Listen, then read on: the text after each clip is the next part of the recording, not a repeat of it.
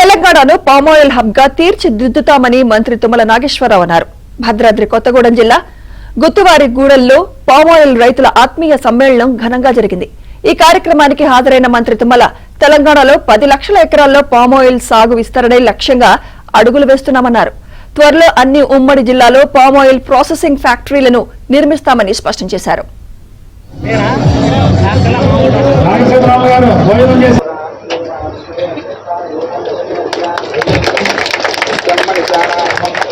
జిల్లా అభివృద్ధితో పాటు రాష్ట్ర అభివృద్ధితో పాటు ఎక్కడున్నా కూడా నా యొక్క స్థాయిని బట్టి స్థితిని బట్టి నా పదవి యొక్క అవకాశాలను బట్టి భగవంతుని ఇచ్చినటువంటి అవకాశాలను సద్వినియోగం చేయాలని చెప్పి నా ప్రయత్నం.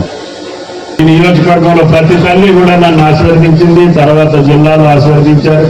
నేను ఎక్కడి నిలబడ్డా ఎక్కడి నుంచున్నా మహిళామ తల్లి యొక్క ఆశీర్వాదం పుష్కలంగా ఆ శ్రీరామచంద్రుడు నాకు కల్పించారు. అందుకని చేసిన పనులు చెప్పాలంటే సాధ్యం కాదు. భవిష్యత్తులో చేయాల్సినవి కూడా నా మధ్యలో కొన్ని ఉన్నాయి.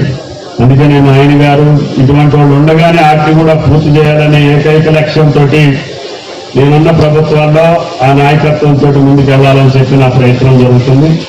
దానికి మీ యొక్క సంపూర్ణ అవకాశం ఉండాలని, మీ యొక్క సహాయ సహకారాలు ఉండాలని, మీ యొక్క అభివృద్ధితో పాటు మీ యొక్క అభిమానాన్నే పంచుకొని నేను ఏ నియోజకవర్గంలో ఉన్నా ఏ స్థానంలో ఉన్నా జన్మకి ఈ గడ్డను మర్చిపోయే పరిస్థితి రాదు అని చెప్పి ఈ సందర్భంగా మనం చేస్తున్నాం.